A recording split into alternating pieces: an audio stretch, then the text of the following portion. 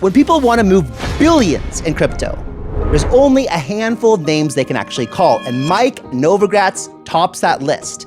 There may be just 2 or 3 people on the planet doing crypto at the level that Mike is. He's a world-class macro investor, a former Goldman partner, and the ex-president of Fortress Investment Group, all before founding Galaxy Digital, one of the largest institutional players in the crypto industry today. Mike operates inside the rooms where billion-dollar decisions get made. Check this out. You know, when we sold $9 billion of Bitcoin for a customer, I thought to myself, where would Bitcoin be if I hadn't sold that 9 billion a lot higher?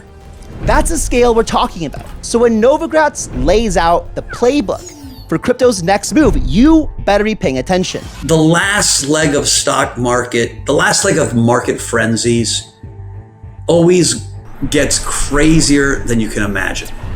Because guys, at the end of the day, price is more than just numbers on a chart. It's about narrative, community, and belief. All of crypto that are successful are cults. Hyperliquid came out of nowhere and has built a phenomenal decentralized exchange that looked like it was unstoppable, and then CZ shows up with one. Yeah. and CZ's a kingmaker. This is an insider perspective you won't find on Twitter threads or analyst reports. It's the raw truth from someone who's seen how power really moves in this industry. And he's not holding back on the alpha, guys. Check this out. Those are my big 4 positions. But add all those up and I can retire like 15 times over. Like, we're long. Can Bitcoin get to 200,000? Of course it could. You won't believe how he thinks it can get there. This is the billionaire playbook for crypto's upcoming Mania season, straight from one of the only people alive who can actually move the market. So guys, stay locked in because this conversation might reshape how you trade the rest of this cycle. And without further ado, guys, let's welcome Mike Novogratz to the stage. Okay, Mike, thanks for coming on the show. Great to have you. Long overdue. But just to give some context to the audience, I already did the intro. They already know, most people already know you. But I think, it's quite rare that we get somebody that's like deep in Wall Street, deep in crypto, deep roots from Wall Street and then now into crypto street. So I really want to take advantage of having you here and kind of try to pick your brain and perspective on how the institutional side, how Wall Street side, mega finance is really looking at this market. But welcome. Thanks for being here. Yeah, thank you. It's a great question. It's like, listen, I was early, and I remember 2015, 16, I had this expression, the herd is coming, thinking, this is such an obvious trade that at one point institutions will be here and it's going to drive the prices up. And, it took me 8 years to kind of finally be right. But the good news is the herd is here. And it started with, ETFs with Larry Fink. We should all, if you ever see Larry, give him a hug. He loves hugs. Okay. Because he was really symbolically, BlackRock getting involved was wildly important for the whole space in opening up the mindset of people to say, this isn't just for the crazies, biggest asset manager in the world. But now, even more important than that are these 2 pieces of legislation, right? We have Genius Act passed, and we will get a market structure bill passed. We can talk about that later. But for this part of the conversation, let's assume it gets passed. Well, now you have everything the crypto industry needs to build. You have a SEC that's wildly pro-crypto, right? Paul Atkins has said, I want everything to be built on chain. Yeah. There's a lot of nuance that's left to figure out, but we've got an SEC that wants it to happen. And you're going to have Congress that sets the rules. So what does that mean? It means that this iPhone at one point will, Apple will enable stablecoins. By definition, they will. I don't know if it's this year, next year, the following, but by definition, the same with the Samsung phone, that all your crypto apps are going to. And so you're going to see not just Wall Street banks figure out how they need to get involved, but you're going to see corporate America get involved as well. And that synergy is the only reason, right? Crypto goes in these 4-year cycles, and this cycle would be ending in December, right? And if you think about 2017 and 2021, it was pretty good to sell it all and go away for a year. Normally this would be the time we should be selling it all and going away. And the most dangerous words in investing are, it could be different this time. Uh-huh. If Yeah. it's going to be different this time, it's because we now really are an industry. Right. And what we're seeing at Galaxy is every bank and institution realizing, finance, oh shit, we need some form of hot and cold wallets because we're going to trade currencies in token and equities in token. And so custodians are going to be important, right? Galaxy tokenized our own stock on Superstate with, which is running on Solana. That's not a big deal yet because a couple $1 million have traded. But pretty soon that stock will find its way onto a decentralized exchange. Yeah. Pretty soon, decentralized exchanges are going to be more.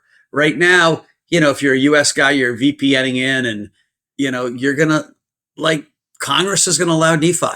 I see it happening. The SEC wants on-chain. And then all of a sudden you're going to figure out, well, these security tokens, Galaxy's a security token, right? Mm-hmm. Where can they trade? Right now, we're not sure where they can trade. That's why, Superstate, we know they can, and it's kind of a peer-to-peer trading system that got pre-cleared people. So it's the lowest level of coolness. Yeah. And liquidity, right? Yeah. But, is it going to be the NASDAQ? Is it going to be Coinbase, Binance, an ATS? Like, people don't even know what ATSs are. They're legally allowed to trade at ATSs, but there's no liquidity on ATS.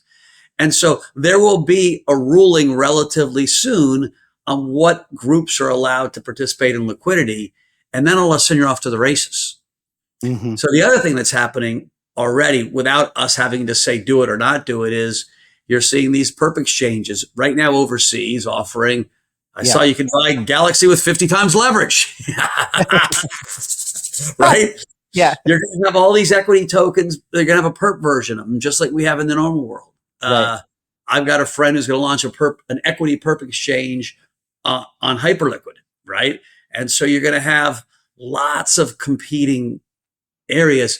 And the question becomes, like, I've always thought the reason I got into crypto was at one point equal access, that there will be a kid in Pakistan with $11 of savings and he will have some Apple stock and I hope some Galaxy stock, goddammit, and maybe some treasuries and maybe some Bitcoin, right? Right now, crypto people are just crypto.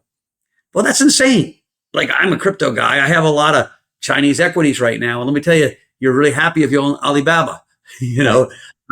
Like, portfolios should be a collection of assets, not just crypto. And as we tokenize real world assets, portfolios, both crypto portfolios and non-crypto people, are going to have these hybrid portfolios. And the winners of infrastructure, we're trying to work on it ourselves, everyone else is, can you create a wallet that has bank deposits, stable coins, equity trading, crypto trading, fixed income trading, and then with that wallet, can you have prime? Can I get leverage on those assets? Mm-hmm. Right? Can they be pledged as collateral? And so we're in the first inning of something we've talked about for 5 years, but never had the authority to do because of the regulatory clarity, to create a world where you move from accounts to wallets. Yeah. And again, I'm bullish and I'm scared. I'm bullish because I know it's going to happen. And I'm scared because there are so many smart people working on it. And like, I yell at my guys at Galaxy every day. It's like, dude, like, no one has a right to win this game. Everyone has a chance to win it. Yeah. And so, that's going to be really fun to compete in this, but we're going to see this shift. And that's more important than Larry Fink even. Yeah. Right. Larry Fink was important for the price of Bitcoin and credentializing the space. But for crypto to really transform the world, you need this amalgamation of TradeFi and DeFi, and it's going to happen. Yeah. A couple of things based on what you said already, questions that just kind of came to mind. But what I want to get to was like why you did the tokenized Galaxy on Solana and your recent post about Solana season and stuff like that. But before we get there, I just want you to kind of double click on what Galaxy's doing to compete and the right to compete in the space, because I kind of know Galaxy more of like this Wall Street large institutional fund that manages people's money. You guys do custody, you do ETFs, you do DATs, you do like Larry Fink stuff, but it sounds like there's a division of Galaxy at least that's maybe trying to build and compete, which to build some of this kind of forward infrastructure. Is that true? Yeah, listen, we've got plenty of degens at Galaxy. I think the world is going to move on chain faster than we think. And Yep. so but I don't think the whole world will move on chain right away. And so we want to be both a builder on chain, fluent on chain, and an accessor of liquidity on chain. We want to be able to bring that to our people that are off chain. And so again, this bridge between TradeFi and DeFi, like that's part of what Galaxy's role will always be. We are really good at credit. And I have told my team, I'll say this publicly, they're going to get pissed at me. If we're not one of the leaders in DeFi credit, I'm going to kick someone in the nuts. Can you elaborate a little bit on what that means? Well, let's look at the. So for me, more context, Mike. Like when I think about credit, I think about credit cards, right, or lending, whatever, something like that, right? So is that what you're referring to? And then like there's all kinds of like we already margin loan, right? We do that not on chain, right? We will borrow someone's Bitcoin or lend someone cash against their Bitcoin and hold it as collateral, right? There's other protocols that do that on chain. You're going to sell tokenized credit on chain. Think about as we move to stable coins. So stable coins are going to replace bank deposits in some way, right? Like that was the big fear of banks. So who's going to create credit? We're going to see credit tokenized. And BlackRock's got their money market fund tokenized. Right. So you're going to have money market funds tokenized. You're going to have Mike Cagney's doing HELOCs. You're going to have small business loans tokenized. You're going to have private credit, things like Fortress's fund or Apollo's fund, or we might build our own private credit fund and tokenize it. That will be part of the platform of assets that investors get to pick. So I have, because I was a partner at Fortress, I probably have $100 million US still with Fortress in these private credit funds that crank out about 12 to 13% yield a year, diversified, spectacular for wealth creation. Now, the original crypto investor was like, dude, if I can't make 6x my money in 15 minutes, I'm not playing that token, right? That was unrealistic. That was fun for a while. But as crypto and TradeFi merge, people are going to be more portfolio manager like than speculator like. And let me tell you, if I offered you 12%, pretty safe for a long period of time, because here's a track record that proves it, you should put a good chunk of your money in there. Because you can do the math, how fast that doubles. Mm-hmm. And you look like you're about 38. And so by the time you're 60, you'll be rich. Yeah. Right? Like one of the things that's going to have to happen in crypto is the hype of, I got to only be in things that go up 6x has to change. And it will change. There will be some projects that you're going to take risk on that might go up 6x, that you might get, wiped out, and you might want to play really leveraged to these perp exchanges. But what I really think the beauty of this is going to have is you're going to have access and then credit leverage to all assets. And again, right now, it feels like all you should have been in is crypto because crypto's gone on a freaking tear for 10 years. Mathematically, it's impossible for that to continue forever. Yeah. Right? We will be an asset. Bitcoin will be an asset in your portfolio. But I'm not, other than Michael Saylor, I know no one who's 100% of his whole net worth in Bitcoin. People have houses, they have real estate, we have bonds, you're going to have equities. And so to draw the bigger crowd into our tent, we're going to have to play to a portfolio construction. And that was never even imaginable until this legislation is getting passed. Right. Which is so exciting. One of the things that you started with was, giving Larry Fink a hug. And then also you went in, you tokenized the Galaxy on the Solana blockchain. Curious to get your thoughts right now on where we are, whether it's seasonality or just technical jump in technical competency. Really from kind of the Ethereum season, which we had. Now, I think you made the choice to tokenize on Solana. I think recently said something about how you believe it's Solana season, and I believe you think that a lot of institutional buildings going to go on Solana.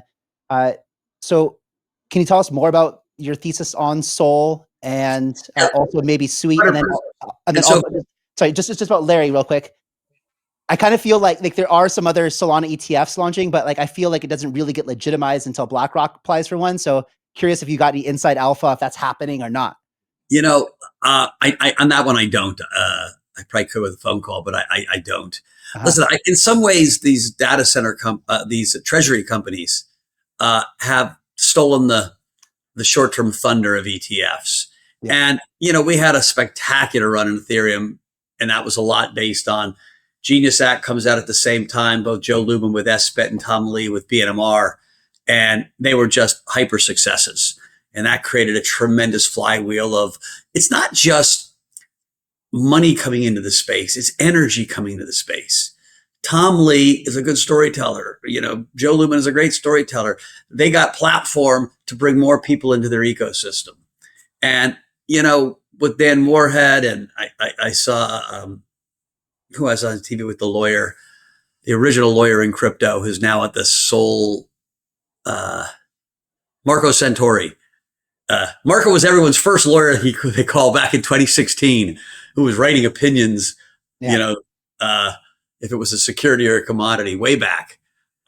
So he's doing a Sol treasury company. We've got this one with Jump Capital and Multicoin with Kyle. That just brought a lot of capital and a lot of energy into the space. It got me really thinking. So first of all, as a philosophy, I've never been one chain to rule them all. Right. I think we're early in this thing. Listen, Ethereum with level 2 operates really quickly. Sol as a level 1 operates spectacularly quickly. I love Jump Capital as a partner because, Jump is one of 4 or 5 worldwide high frequency trading companies that don't lose money ever. Citadel, Jump, Jane Street, Tower, that group in Europe. I'll think of the name in a second. But they're in the elite of infrastructure builders, of financial hardware, right? And Jump was the only one of those that chose to build in crypto.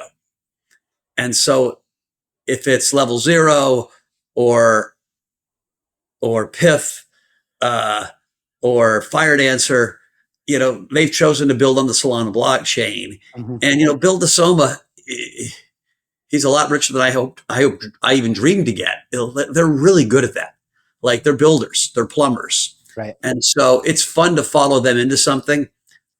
They believe, and I think there's a great chance that a lot of capital markets, a lot of high frequency stuff will happen on the Solana blockchain.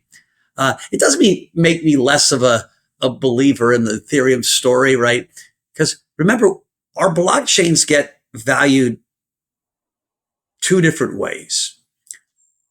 Right now, 90% of the value is narrative.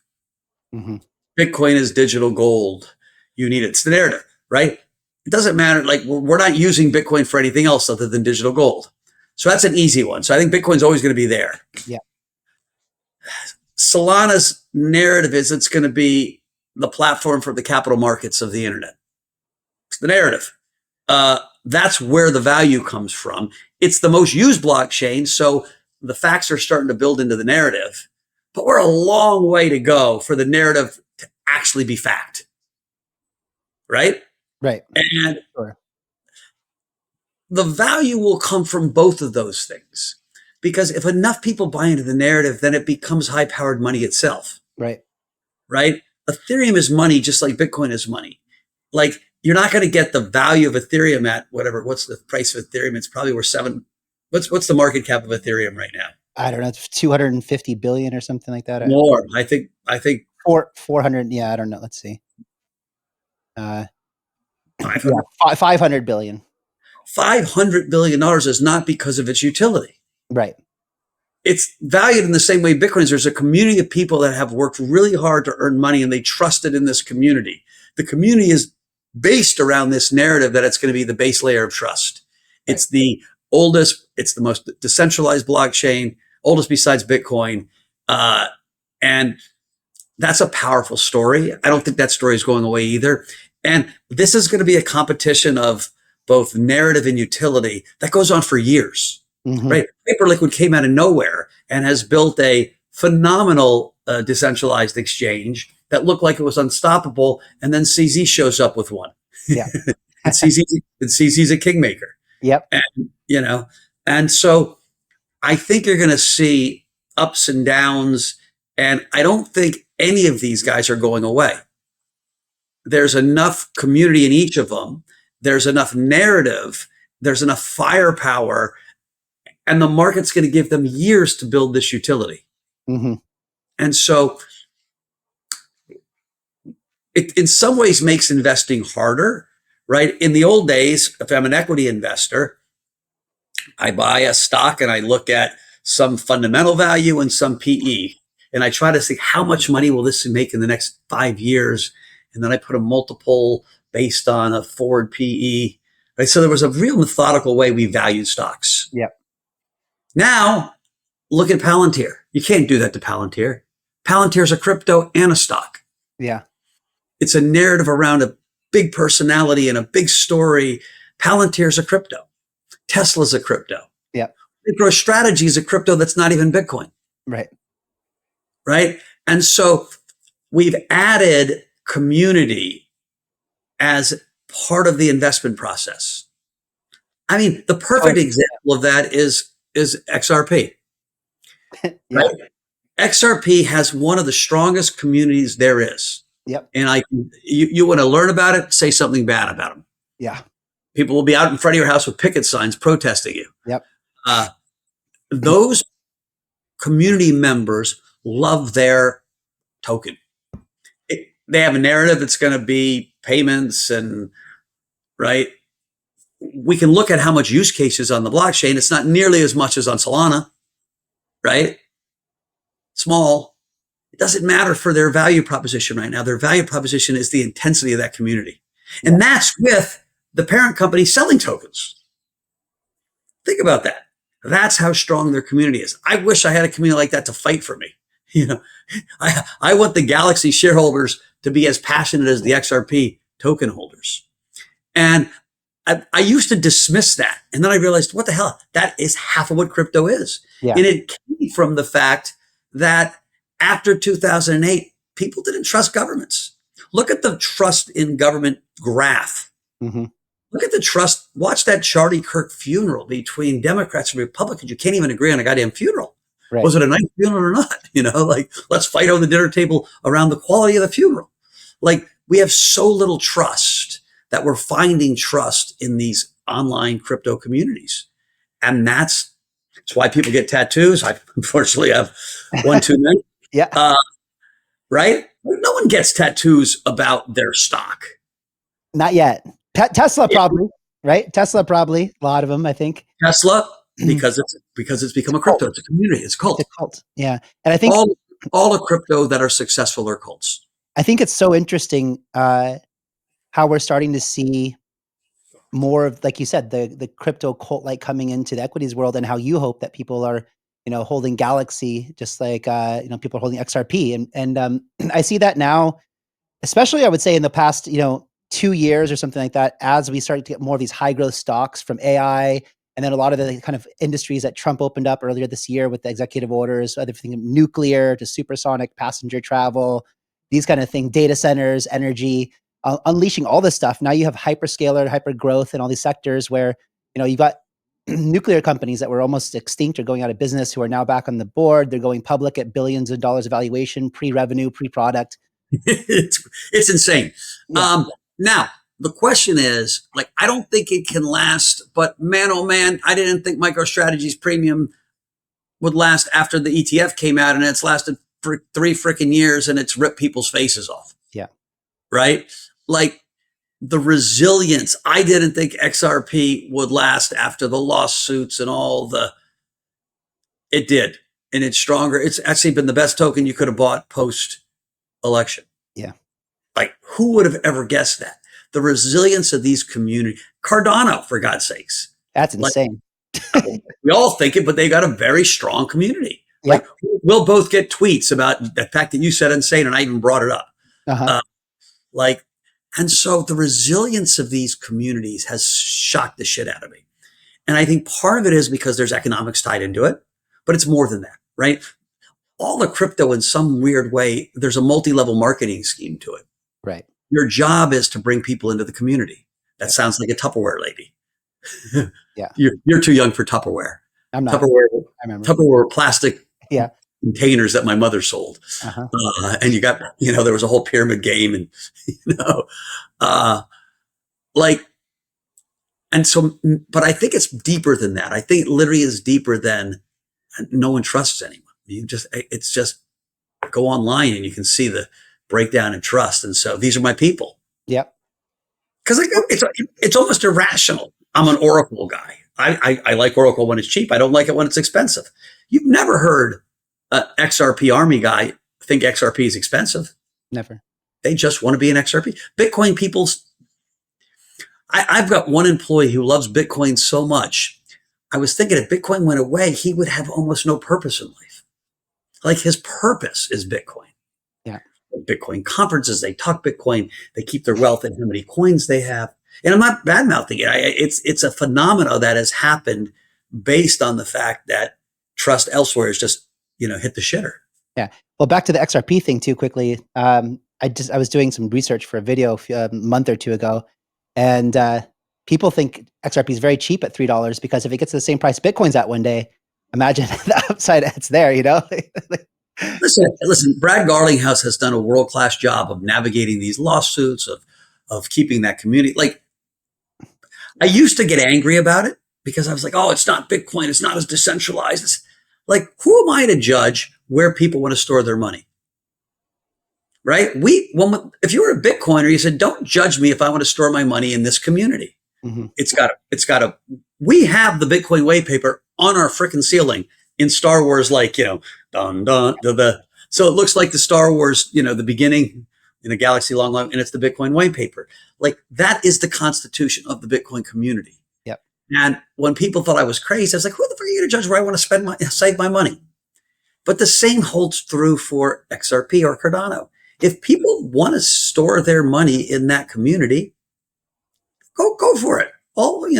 Like the arrogance, and I was arrogant. The arrogance of thinking my community is good, but your community sucks. It's just stupid. Now, I can make technical arguments. We're more decentralized than you, and you've got, who cares? No one cares. The people, they each have their own constitution, Declaration of Independence. They each have their own culture. And what has surprised me is how many have remained vibrant. Yeah. One thing I want to touch back on, Mike, was the 4-year cycle ain't broke, ain't broke until whatever you said. But then you said maybe, and the most dangerous thing we can say in these cycles, this time it's different, right? Maybe we've become mainstream now. Maybe we're our own thing. Maybe we have Market Structure Act. Maybe whatever. So do you think? What are your thoughts on December, or going into next year, extending it? Is this time different? So I'm nervous about global equity markets to start with. Yeah. Right? We are at all-time peak valuation, and what I'm really seeing that's scaring me is, I just want to call it vendor financing. Right? NVIDIA pledging hundreds of billions of dollars when they have 15 billion in sales. Yeah. And Oracle, and everyone investing in each other and just pumping this up. And I realize as a CEO, when your stock is cheap, you feel good, angry and good. Like, I know my stock is cheap. Right. When your stock is expensive, you feel nervous as shit, because you're like, how do I not just keep my stock here? How do I have it go higher? What do I need to do? And so you take bigger risks. It's a lot less comfortable. Yeah. what happens is when your company gets into that rich end, which all these tech companies are, you really have to start looking ahead and doing things to make the next quarter look good. And that creates a lot of hazard. And it feels like we're at that moment. And so I've been buying puts. I'm still long, but I've been buying puts, January and February puts on the NASDAQ, and just every day a little bit more and building up a war chest of them. If that goes, crypto doesn't usually do well. Right. So you'll have a correction. That said, these things could rip for another 9 months, right?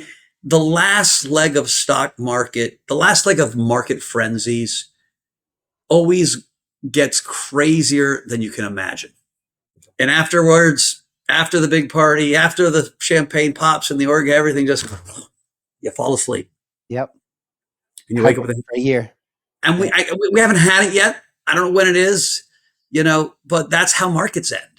And so that's how cycles end. And like, this could go another year. It could go another month. You just don't know. Yeah. And you're crazy to stand in front of it.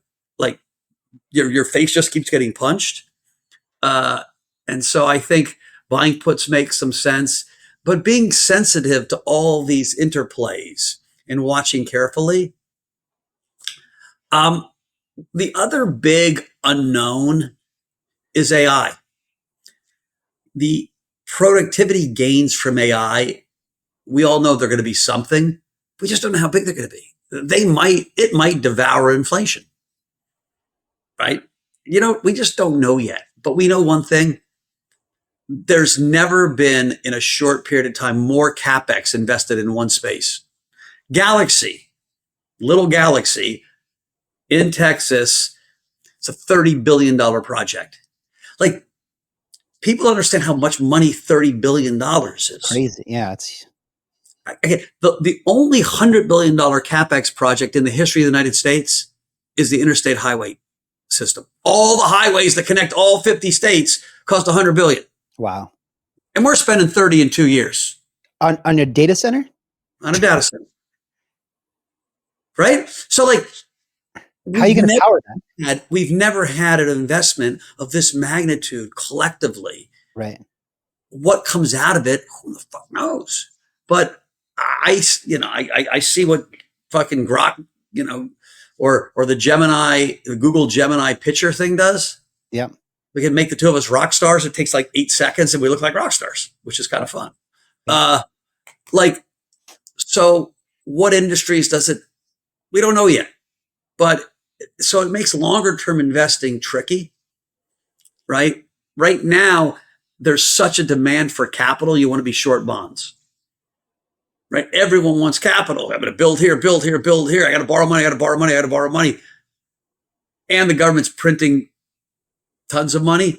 So I want to be short bonds, right? There's just too much of a demand for long-term financing. But maybe in 8 years, there's zero inflation because fucking robots do all our work. Yes. So I don't know where the 30-year bond is going to be in 30 years.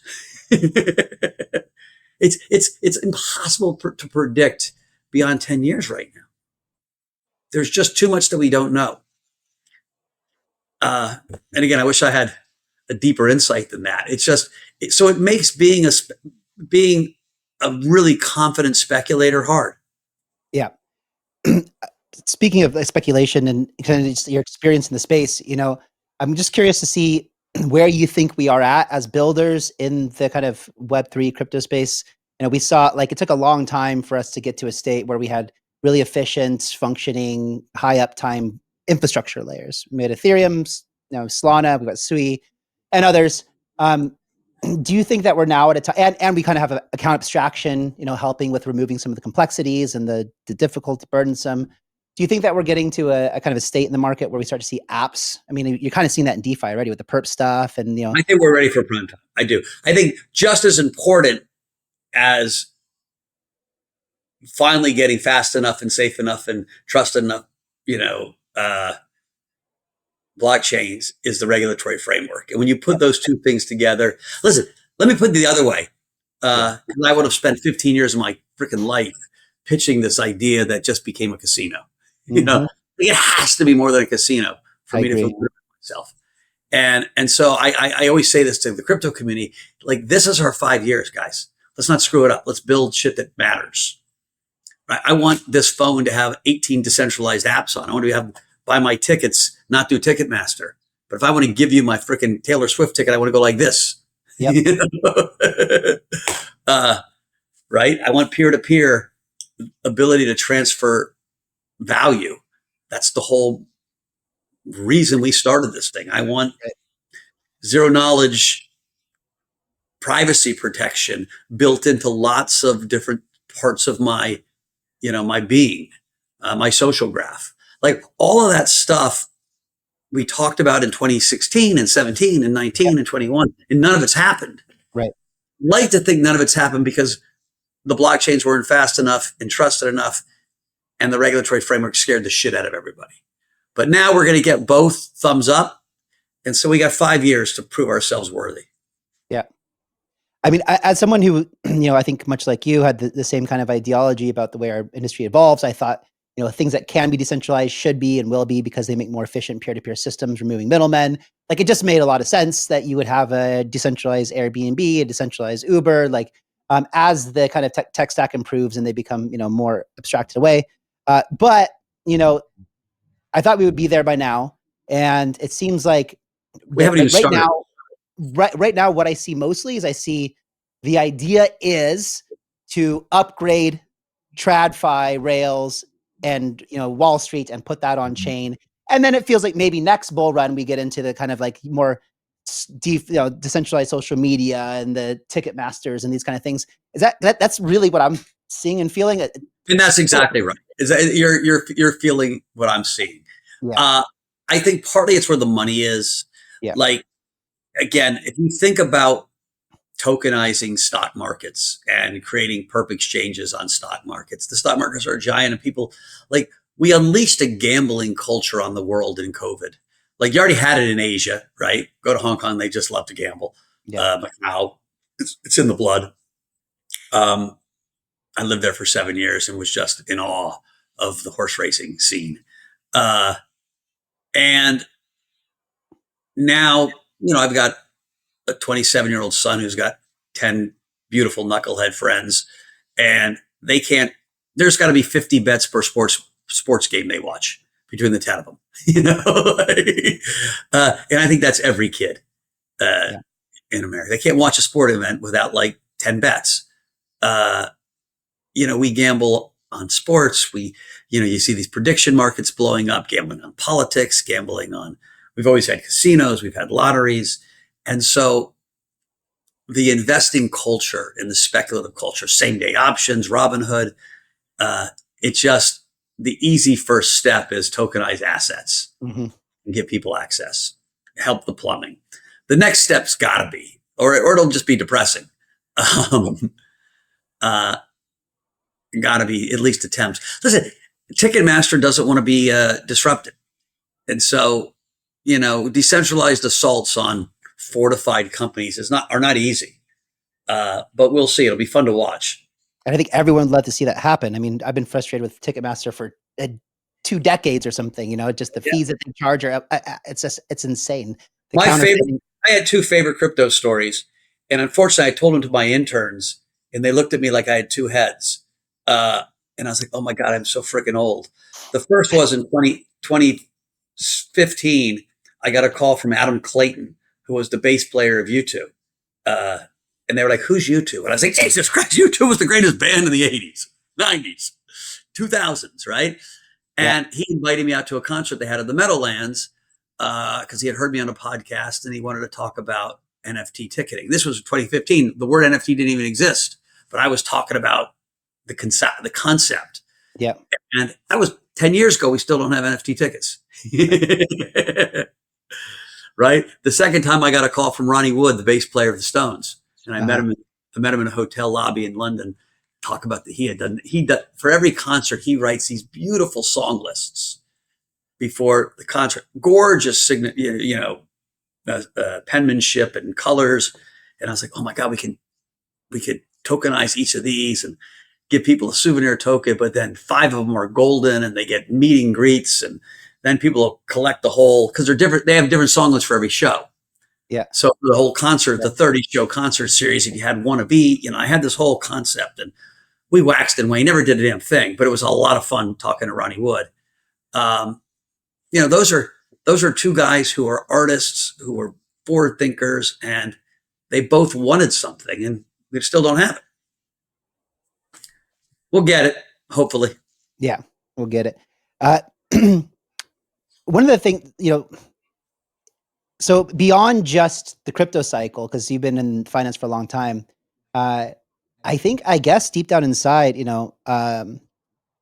one of my fears about the cycle was that we kind of don't get an exponential kind of blow off top. Like it just kind of continues to trickle up until the end of the year. And then we don't get this exciting kind of parabolic run at the end. And it'll catch all of us off guard if we don't get that. Like I know if it starts to get super euphoria and meme coins are exploding, like it's time to sell, right? But I'm just terrified that we don't even get that, right?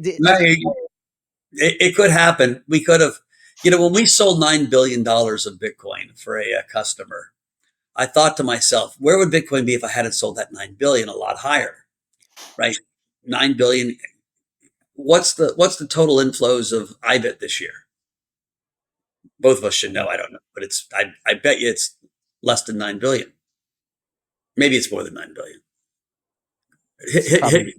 Hit your perplexity and ask it.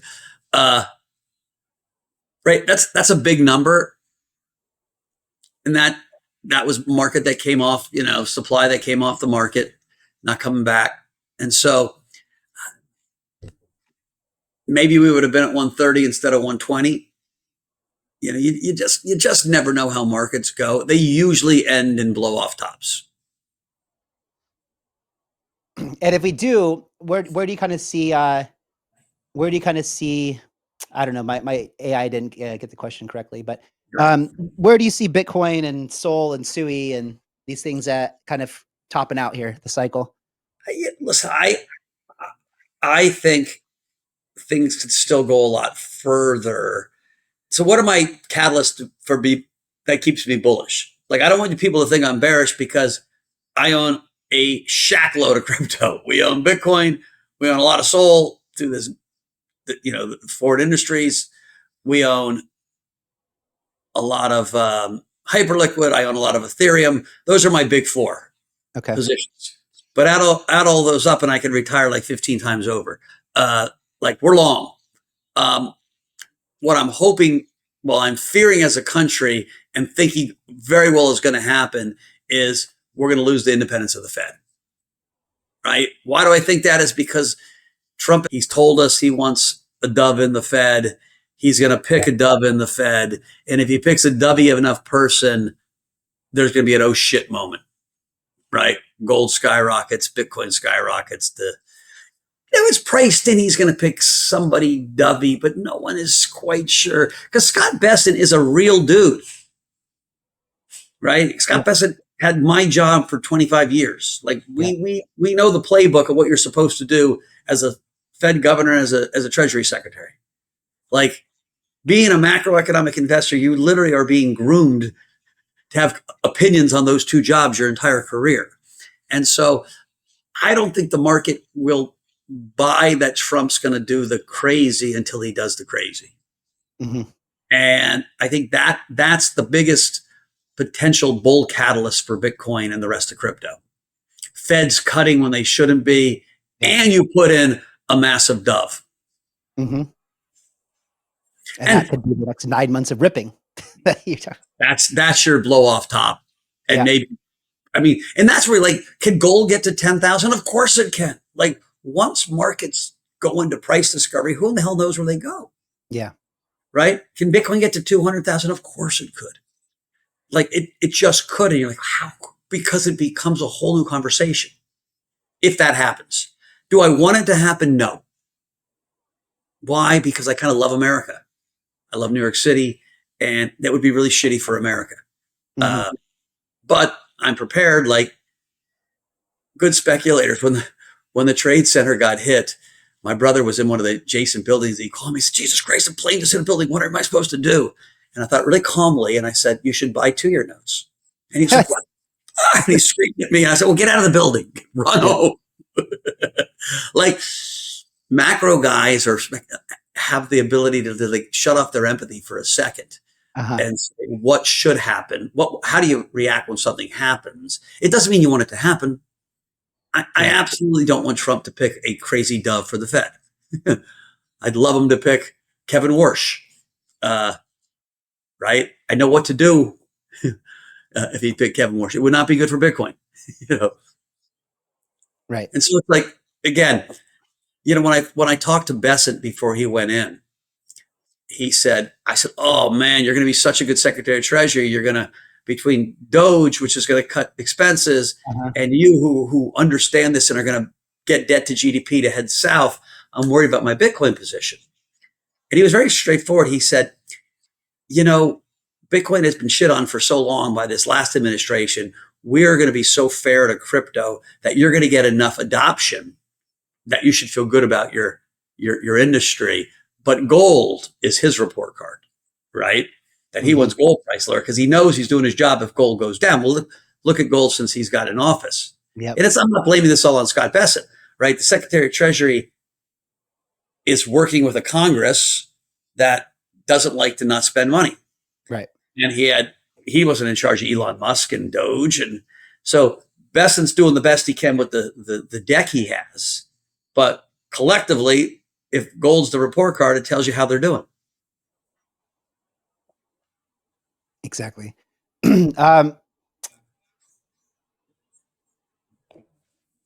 What is one thing that you think is really important for every listener right now to kind of take away from that?